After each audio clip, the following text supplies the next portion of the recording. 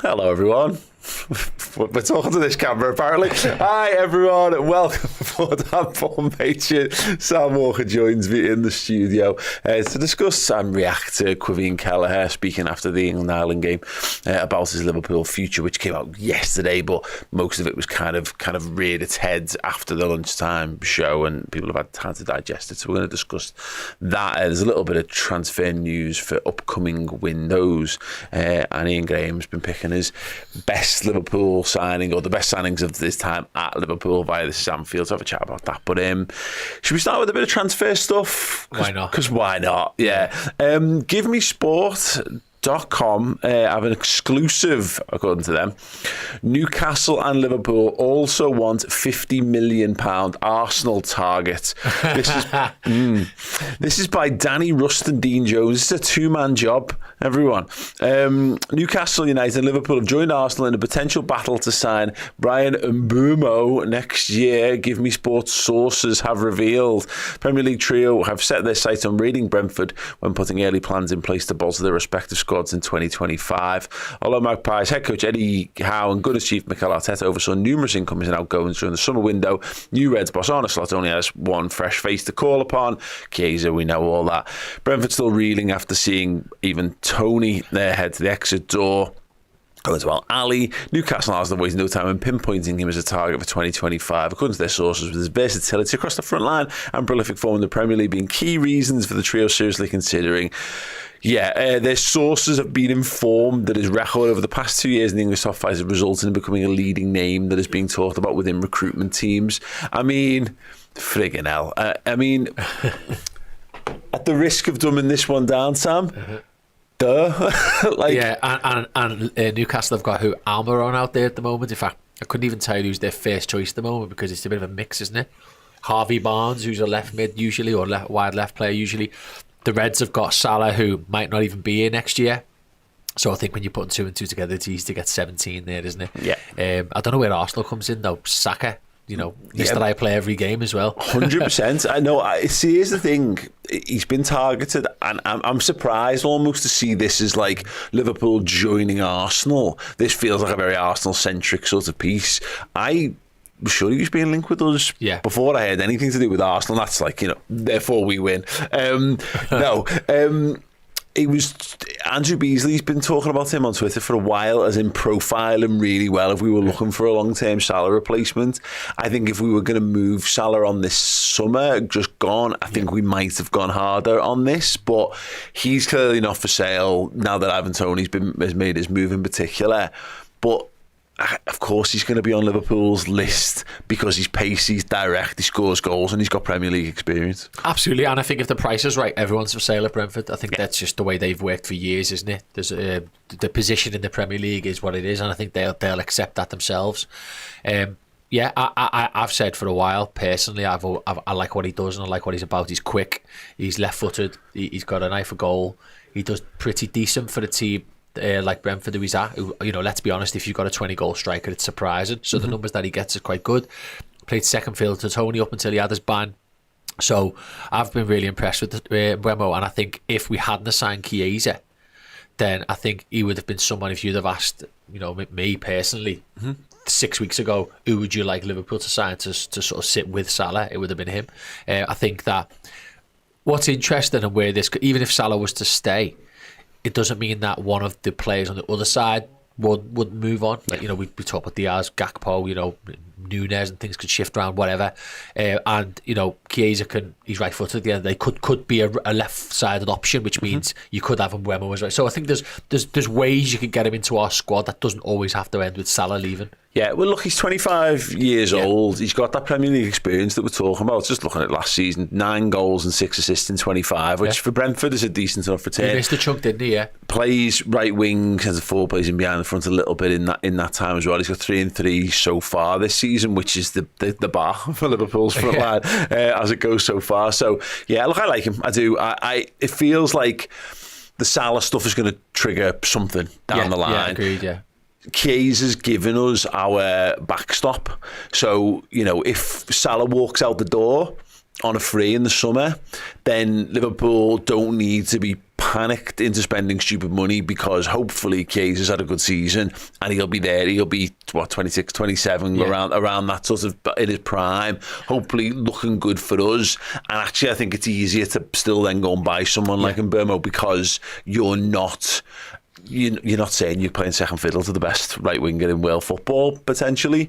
If Salah were to stay, you're right, there might be some sort of creative diddle where Diaz gets moved on and someone moves over to the left or whatever. But there's different, And also, I think from a sales perspective to the player, it's a lot easier to sell to a player. You're going to be competing with Chiesa, or the Chiesa that we know now, not necessarily the one from 2-3 years ago, to play for Liverpool on the right wing.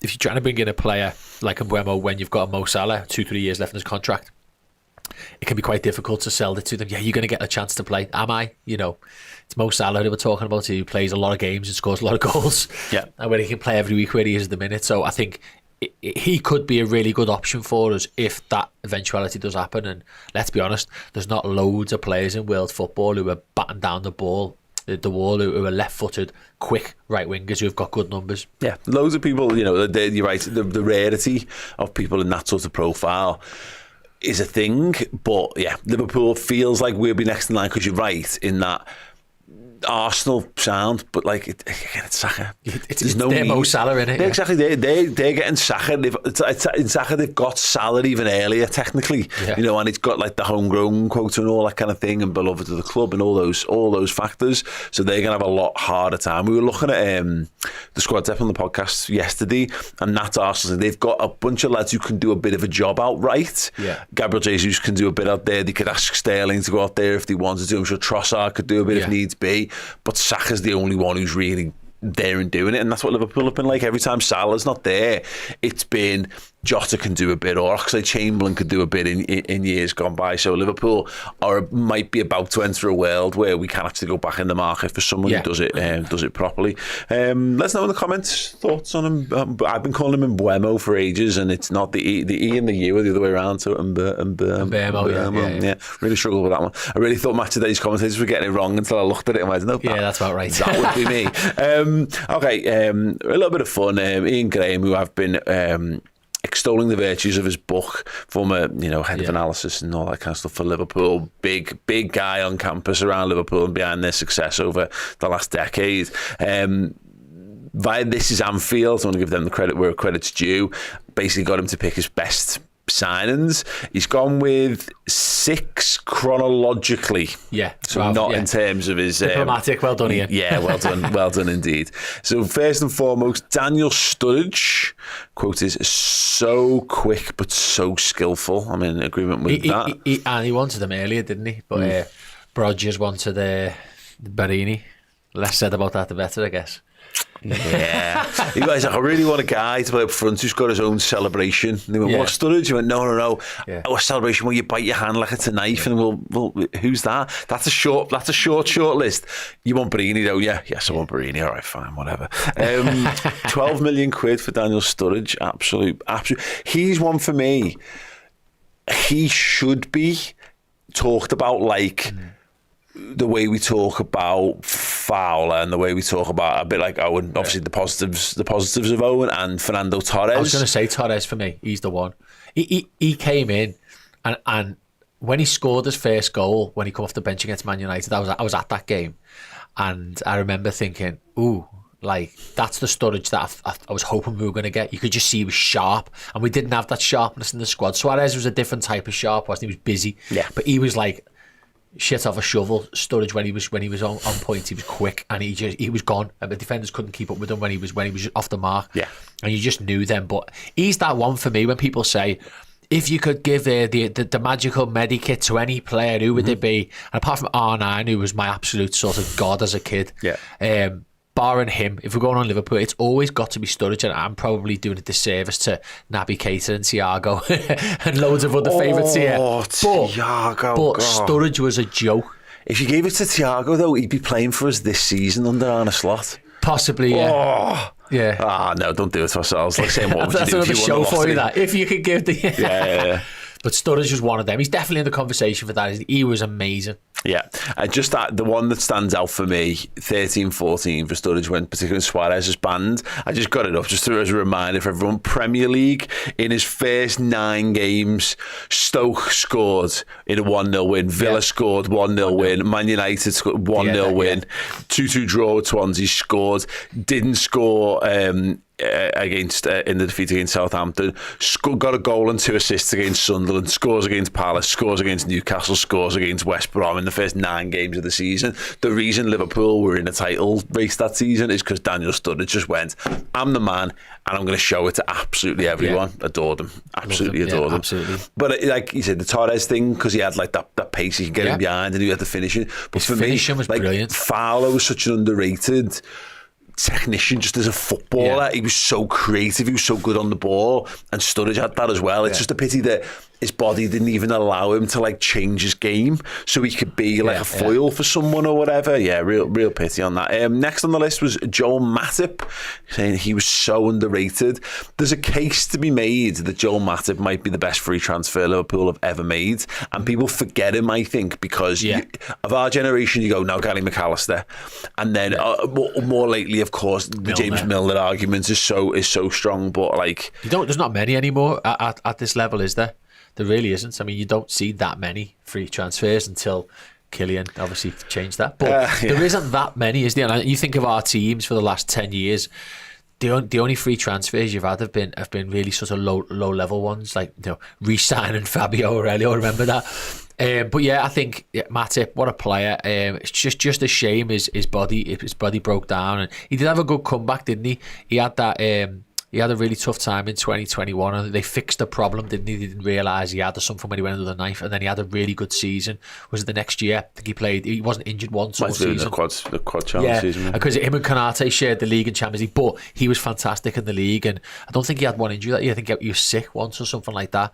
And then obviously last year he picked up the last year he picked up the knock, didn't he? Which ended his Liverpool career basically. But what a save at Matip was, and more than anything, as well as his character, he was just someone that all the fans resonated with, the players seemed to love, and someone that hopefully will be remembered as a bit of a Liverpool great, to be honest. Yeah, absolutely on that list, spot on. Yeah, it's brilliant shout. KJSJ7 saying Matip defo didn't get the flowers he deserved. Absolutely, yeah. Well, he had his parody Twitter account, didn't he? Which is a sign of true affection. Okay, next on the list was Sadio Mane, a super player. Again, it's funny. In the fullness of time, we'll look back on Sadio Mane. I think we adored him at the time. Yeah. I think there's been a little spell recently where people remember his latter days a little differently. It's a shame that he's not, because if it wasn't for the existence of Mo Salah, this is the guy I think we'd be talking about as the next in line for the Mount Rushmore or for for all that kind of thing, because he was a stunning footballer for us. Stunning. He was the starter of the Klopp sort of era where when we signed him, we really moved on. Like it was the year after we lost the Europa League final, wasn't it? We got Mane in and everything just looked up, and we lost him for AFCON that year as well, and that hurt us. I think we realised then that we needed that pace, and is just ingenuity, everything about it that he did. He wasn't just quick, he was intelligent, he could finish. What a player. I mean, I actually feel sorry for Mane because he was robbed of, for me, the Player of the Year award in the year we won the league, because he was absolutely smashing it. Best player in the league by a country mile. We had the big break, and once we'd won the league, De Bruyne got something like 10 assists in 6 games or something, and everyone remembered that, and recency bias kicked in with all the silly footballers, and they all voted for him. But realistically, Mane won Liverpool about 10 games that season by scoring late winners, and he deserved to be. So I totally agree with you. I feel he was hard done to, and now everyone remembers him and slags him off because we would have won this if he would have been better. I don't know, he's an absolute great of a player. It's mad, that first season, you're right, he kicks us on a big way. He's integral. He sets the blueprint for what we need to go and get, and I think it's part of the reason why Salah comes in. I remember, it's mad to think that there was thinking at the time that Salah was a bit of an understudy for Mane. So when Mane can't play, you've got someone else. We thought Mane was so good that we couldn't even fathom that Salah was likely to be almost as good, if not, and then ultimately, if not better. He misses the last 7 or 8 games of the season when we're fighting to get into top 4, and we're having to try and put together a team that will just get us over the line. line. He was a huge miss whenever he wasn't there. But he's not the only one today earlier, isn't it, as well? Yeah, absolutely. And Klopp wanted him before that at Dortmund. Yeah. A few more. Andy Robertson, goes without saying, just went and signed this lad, and he's gone on to be the best left back in world footy. Absolutely amazing. And then obviously Mohamed Salah's going to get in there without imagine if he didn't put Mohamed Salah in that list. Brilliant to see him in there. And then the last one on there is Fabinho. Interested, yeah. I mean, obviously says he's done it chronologically. I think it's funny, in his book he's quite keen to upsell Naby Keita and like downplay a little bit of. He doesn't think it was a bad transfer. He just got unlucky with injuries, which is the thing. But like Fabinho, another one. Hopefully, in a few years' time, when all that team's gone and we look back on it, people will remember Fabinho. Whereas at the moment, we've got that little thing of one last season wasn't great, and all of a sudden he's gone. He's out the door. He doesn't get his farewell in the way that some of the other lads did. But for me, we looked at what Man City were doing with Fernandinho and went, right, we need one of them. And we got a better one. And then the years where we're better than Man City is because ultimately Fabinho's better than Fernandinho.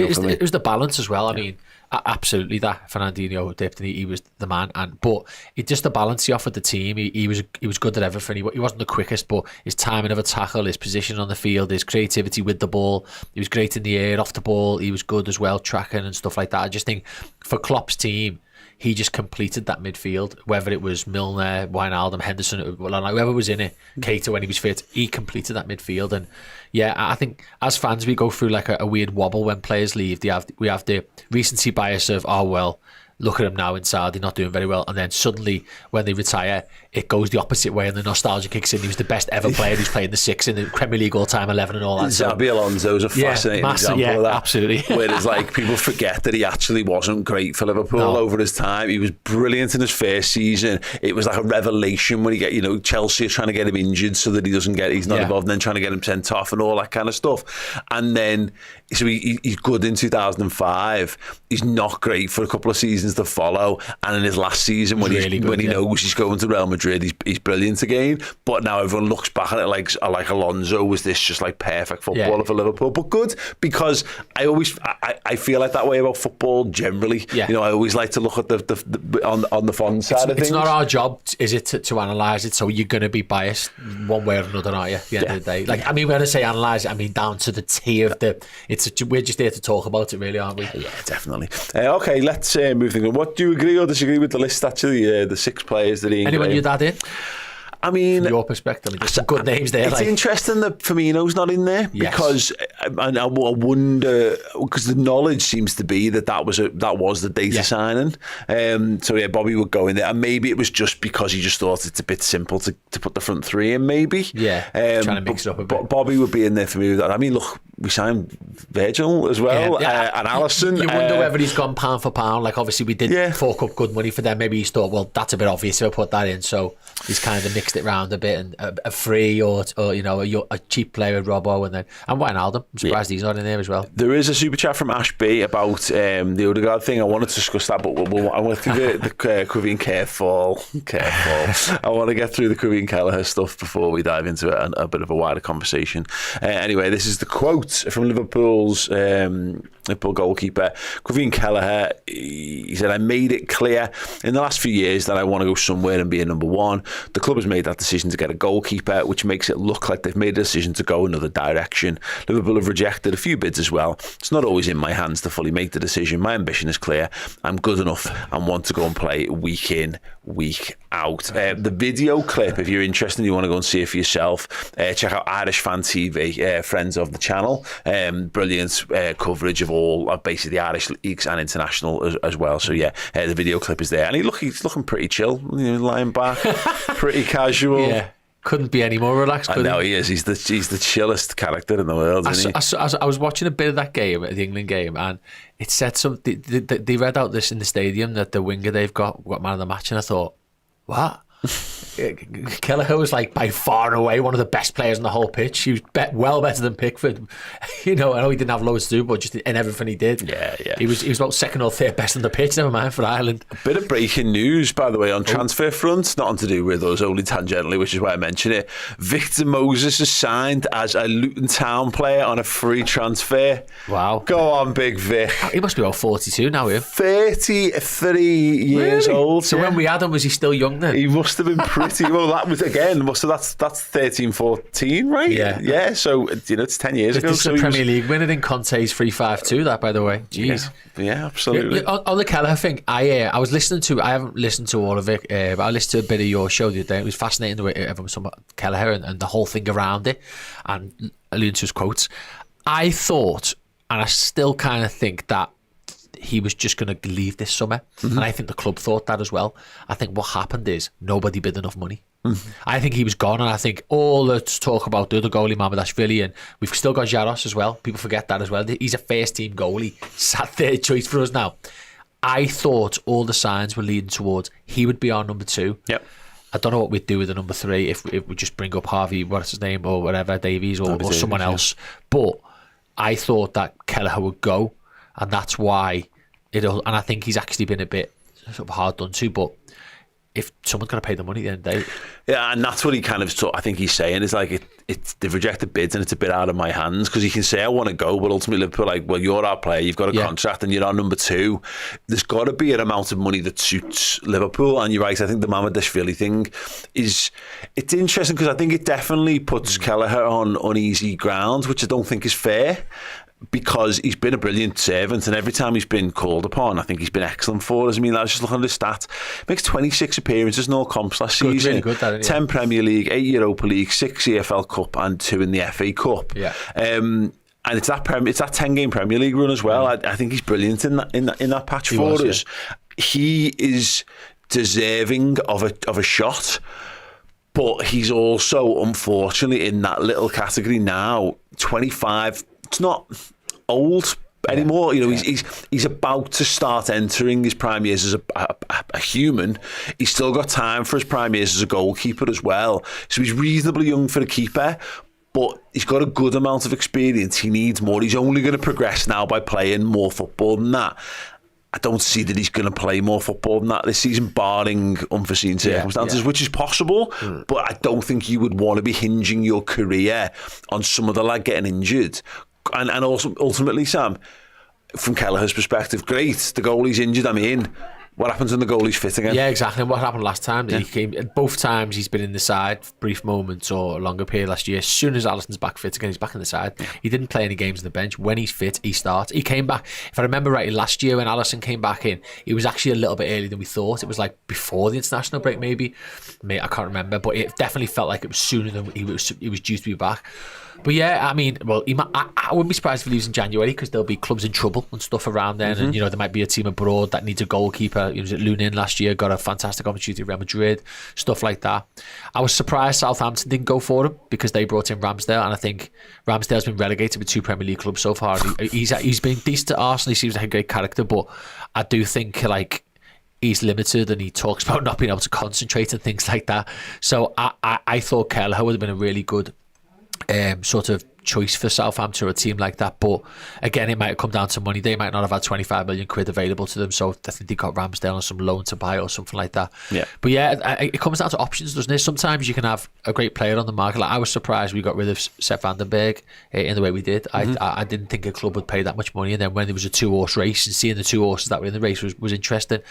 But goalkeepers are number 1s are like quarterbacks, aren't they? The top sides only have one. Yep. It's a different situation, isn't it, to those kind of sense? Because with Seth Van der Beek, I was surprised how much money we got for him. But equally, we were having the discussion about squad depth yesterday on the podcast, and like Chris is adamant, he feels like we need one more to cover across. Yeah. Well, Van der Beek could have been that if he's good enough to play Premier League level. Are you going to get better than him for the amount of money that we sold him for? Not sure, but ultimately he was a fringe player at Liverpool. Yeah. Kelleher is our number 2, and you're right, Alisson's the clear number 1, which is a pity for him. But you've got to have that good number 2 because your season can hinge on it. If anything happens to him, and Jaros could well be just as good. He certainly has very similar traits to Kelleher, and I've only seen a very small sample range. I'm talking about pre-season, really. Yeah. But he's got that kind of calmness on the ball.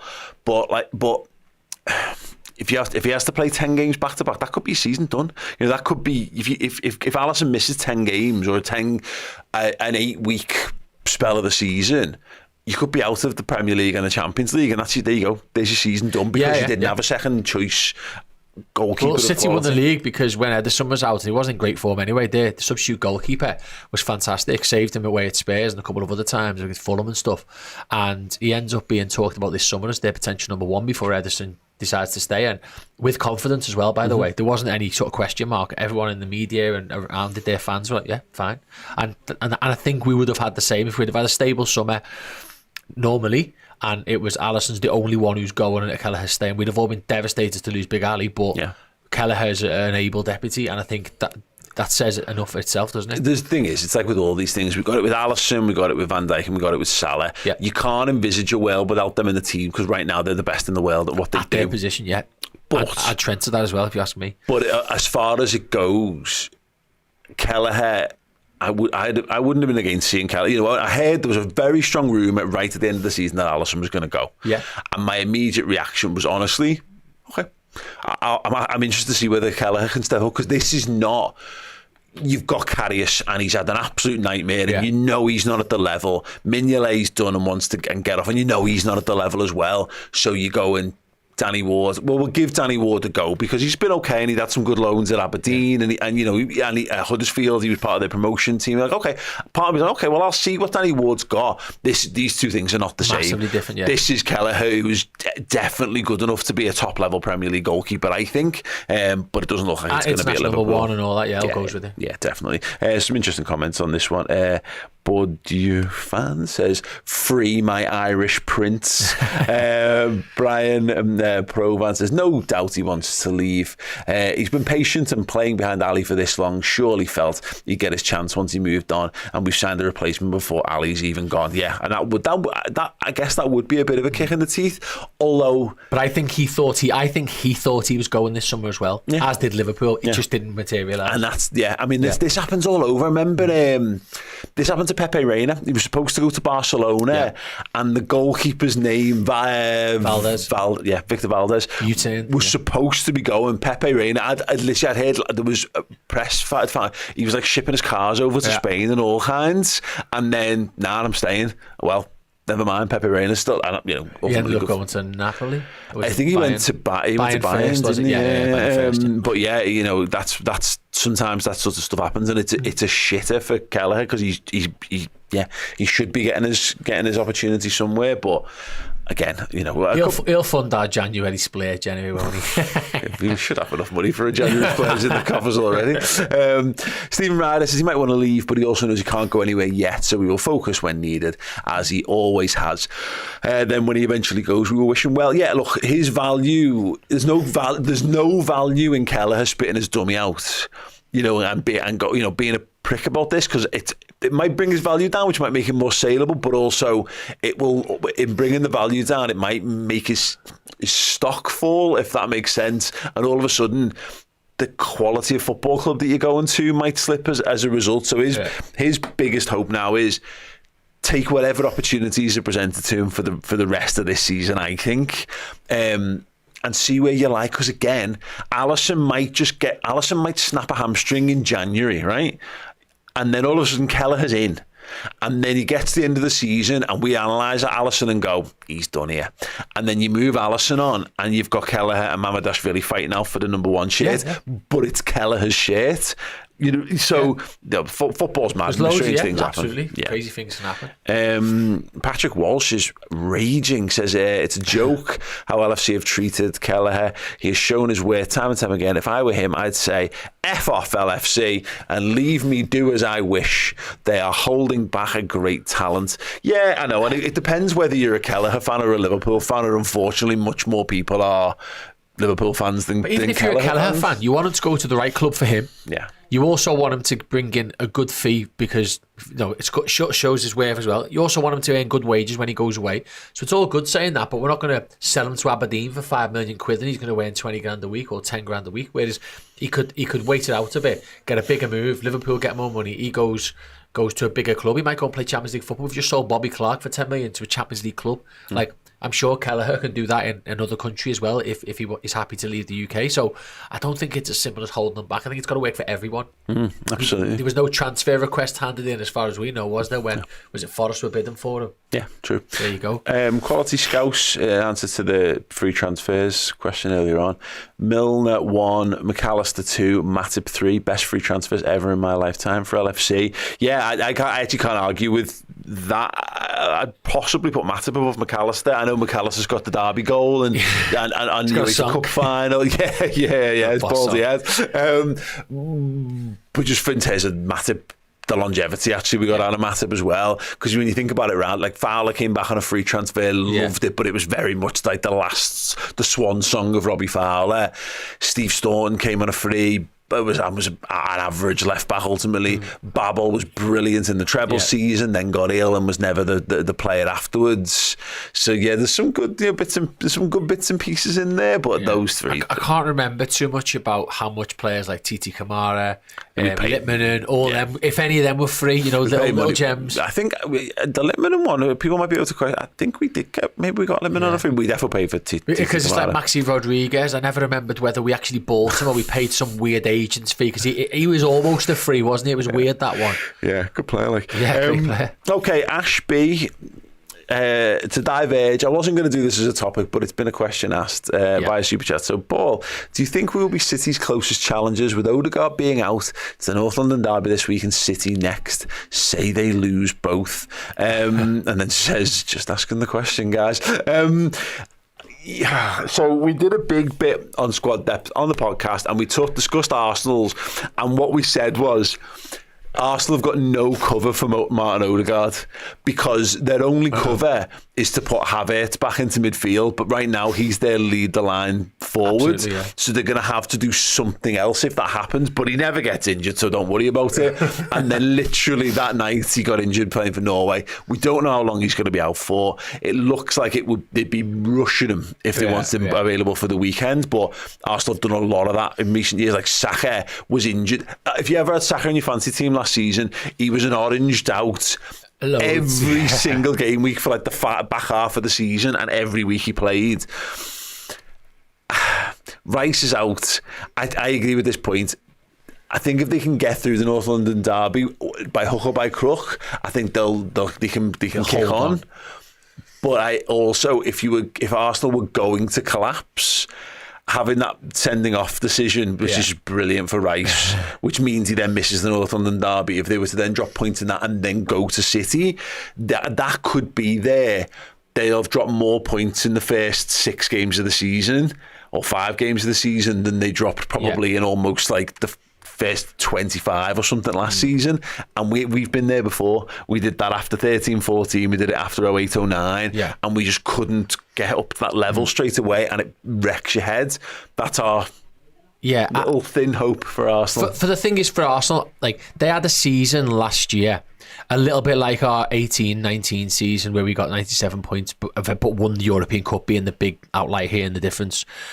In that we had quite a relatively small squad that Klopp liked to pick from. There was the odd sort of surprise player who popped in there, but we had sort of 17, 18 players who picked from, which is very similar to Arteta, because he's got all these players like Vieira and Kivior, but all they are is add-ons to their squad. They've sent Vieira on to Porto. Oh, well, I didn't even know that. He was the obvious one. He was the extra body in midfield. They've signed Marino and he's injured. And he's not, like... unless he's improved dramatically. He was a player who didn't really hit it off at Newcastle, so I don't know, I suppose Mo Salah and Kevin De Bruyne, but it's different. He had a decent chance there. I think that with Arsenal last season, everything fell in line for them to beat City the league. They got knocked out the domestic cups in the first round of both of them. The first round. So like, they didn't have to play any more domestic cup games from, was it October or September, and then January. I know we knocked them out early. I'm sure the League Cup was the first round as well. And then literally they had the spine of their team fit from Raya, Saliba, Gabriel, White, Rice, Odegaard, Saka, and Havertz / Jesus fit all year long. The spine. That doesn't usually happen 2 years running, but they're already probably going to get through Bolton in the League Cup. You've got the extra Champions League games. And I think the way the fixtures have fell this year, that Brighton draw was massive, because I think they're in danger now of these two big games. And Spurs will be bang up for it this weekend, having got beat the other week as well. Couple of players missing for Arsenal. Spurs are looking like, I think they've got Solanke back as well. If they have to go to Man City to win, to stay within 6-7 points of Liverpool / City, that's going to be a big ask. And if they do fall 6 to 8 points behind the top two, I don't think you can get that back. For a team that's so tightly wound. 5 weeks into a season. Yeah. We're not talking 15. If you're that quick, you fall behind that quick, mentally that's hard to get back. Simon Brundish, friend of the show, tweeted, there was this tweet doing the rounds from Rory Talks Football last night. Martin Odegaard injury, sick of it. And he replied, fewest games missed through injury in the league in the last 2 seasons. And that's the thing. Arsenal fans complaining about injuries should fall on deaf ears, because they have absolutely avoided all that. And look, that's recruitment and also how the style of play and all that, but they got younger footballers who are more resilient and more resistant. Liverpool had great luck with injuries when Salah, Mane and Firmino were all 26, 27 when they're in the prime. Van Dijk prime, Alisson prime. Maybe Alisson's always had a bit of a thing, but the point is that you can ask young footballers or younger footballers who are vital in the best years of their careers to go and go and go and go and go. But sometimes that starts to wear out. And this isn't that. This is Odegaard getting a bit unlucky. Yeah. But in addition to that, Liverpool ran our players dead hard and then got unlucky on top. Yeah. Someone was saying, we were talking about the left-back position yesterday, and saying, there was a point where Gomez had to play left-back because of injuries. Is right, but Tsimikas got his collarbone broken by getting elbowed in the chest. And Robbo got, dislocated his arm or whatever. Spain goalkeeper. Yeah. Do you know what I mean? Yeah. I think as well, injuries can be you can have the muscle injuries and all that, but you can just get clattered. It happens a lot. A lot of injuries are just when players get absolutely clattered. Like you've just mentioned 2 situations there: Van Dijk against Pickford, Gomez allegedly by Sterling in England. Right? There's loads and loads where players just get a bad tackle, and I think against Brentford last year was it Jota and Curtis both go down through contact injuries. Yeah. It can happen. So. Look, it's up and down, isn't it? It is. It's just up and down. Well, that's the point. Again, you've got muscular injuries which come about from overworking your players, and then you've got impact injuries. Absolutely. And you cannot prevent impact injuries. They are just freakish things. But it's like, it never rains, but it pours with Liverpool. And sometimes it feels like when we've had those, we start to get those other ones. Yeah. The unavoidable ones all seem to drop at the same time. So, yeah. A few people asking the big question, though. Josh Owen says, off to a wedding, Sam? Doesn't he look? Oh, sorry, but I've got my tracky bottoms and my gym top on, and Sam's just come into my house and absolutely had me off for looking. Paul sent one of those texts. It's dress up Tuesdays. Don't forget your whistle. No, unfortunately, I've got to go back to work. I've got a meeting after here, so I'm not playing the agent. It's just usually I throw a t-shirt on, but I wasn't that early today. Sad. Well, listen, guys, thank you so much for joining us on the show. If you enjoyed it, do drop a like, and if you want more, we've kept the slot code going, so you can get half price of a year subscription to redmenplus.com. Head over there, choose a captain yearly subscription, use the code SLOT, of course. Half price. We're going to be ending that in the next day or two, so if you want one last chance to fill your boots and get the biggest discount whatever likely to offer, then do head over to redmenplus.com and do that anyway. Sam, thank you so much for looking so good, and we'll see you all soon. Ta-ra.